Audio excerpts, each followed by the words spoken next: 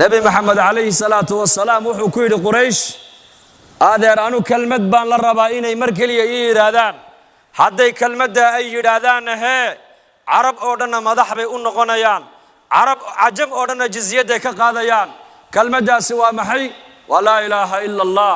abaajahal baa sara kaco wuxuu yidhi ajacala alaalihata ilaahan waaxida ina haada la shayun cujaab 360 ilaahoon caabudaynay ayaa baahidayadii dabooli kari le maxamed ma waxa uu leeyahay mid keliya caabuda waar inaga kiciya buu yidhi meesha ilaahyadeena cibaadadoodana ha ku sabirne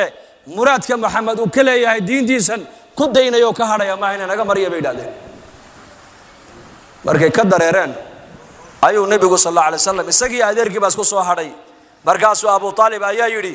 adeer hadal xunba kumaad odhana waa sidee ma intaabay ka didayaan markaasuu yidhi adeer adigu kelmaddaa mar ii dha buu yidhi qiyaamahan ku markhaati fure hal marun adigu ii dha buu yidhi kelmaddaas maalin kasti waa u bandhigaya adeerkii dacwadda sakaraadkii markuu qabtay ayaa la yidhi adeerka abu aalib baa xanuunsan oo jiifa oo dhacay markaa buu nebigu iskur taagay calayhi salaatu wasalaam kolkuu u soo galay abu aalib wuxuu arkay dhinaca waxaa ka fadhiyaba abu jahl yaa uga soo horreeyey abu jahl baa uga soo horreeyey siraac xaqa iyo baadilka waa isgarab socdaana la socdo markaa buu nebigu u dhowaaday adeerkii cami adeer hee kalimatan uxaaju laka biha cinda allahi yowma alqiyaamah maalinka qiyaamaha han kuu markhaati fure oo han kuu shafeecad qaade hal marun kelmadda anigay maqashii buu ka yidhi laa ilaaha ila allah muxamadun rasuulu llah sal alla alay wasalam markaasuu eegay abu jahl buu eegay abaa jahl baa ku yidhi atargabu can millati cabdilmualib ya abaa aalib ma miladii cabdilmualib baad maanta ka weecanaysaa diintii awowyaasheen intood ka tagto diintan cusub ee maxamed uu la yimiday miyaad rumaynaysaa ood raacaysaa u aamusay haddana nebigaa soo erjiidiyey sal lla alay slam adeer kelmaddaa mar labaad iigu celi buu ka yidhi mar labaad haddana u aamusay haddana abu jahl baa soo jeediyey markii u dambaysay abu aalib wuxuu yidhi calaa millati cabdilmualib baan ku dhintay maxamed oo iska kaydaa buu ka yidhi إنك لا تهدي من أحببت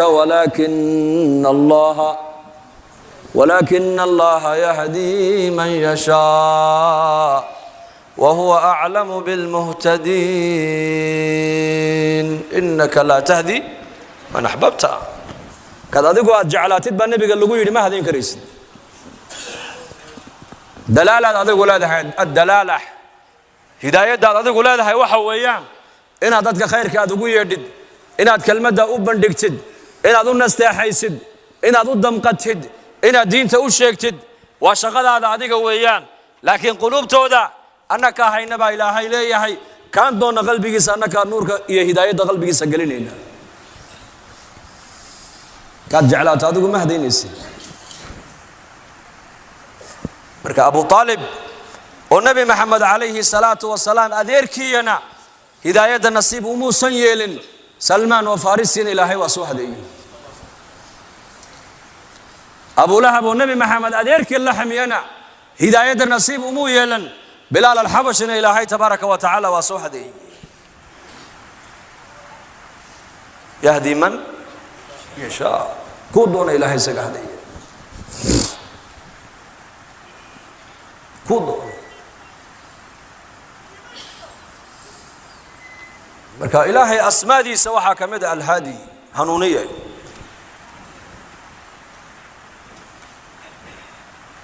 alxaafid waa asmaada ilaahay ilaaliye isagaa ku ilaalin siduu doonuu kugu ilaalin meeshuu doonuu kugu ilaalin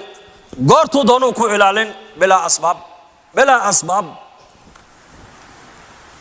99 kan magaca ilaahay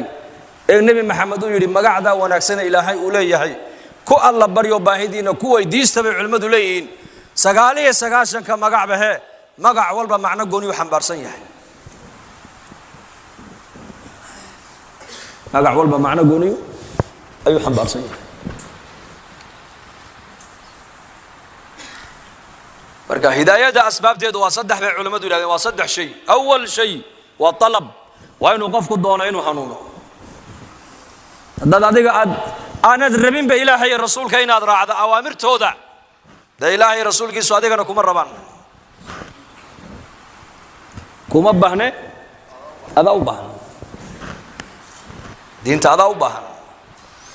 inaad hanuunto adiga u baahan inaad ilaahay adeecdo adiga u baahan inaad diinta islaamka baratood ku dhagtood ku dhaqanto ada u baahan waayo diintu ayada dadka dhigaysa diin la'aan waa dugaag baad noqon awwal shay bay culimadu leeyihiin asbaabta hidaayada qofka doonaya inuu hanuuno waa in qalbigiisa ku jirta awalan talab doonis sidii Salman al-Farisi konton sano ku dhawaad buu nabiga raadinaya kaleey salaatu wasalaam Salman al-Farisi muddo dheer buu nabi maxamed doonay ilaa uu nabiga Madiina kula kulmo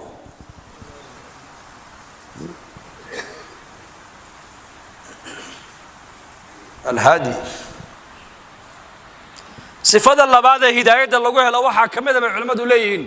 waa in Allah timaada jihadu nafsi wax la yiraahdo walladina jahadu fina lanahdiyannahum subulana wa inna Allaha la ma'al muhsinin wa in Allah timaada mujahado salaada nafta ma ogolo ku qasab fadhiga miskiidka nafta ma ogolo ku qasab soonka nafta ma ogolo ku qasab sadaqada naftu ma ogolo hadana ku qasabo bixi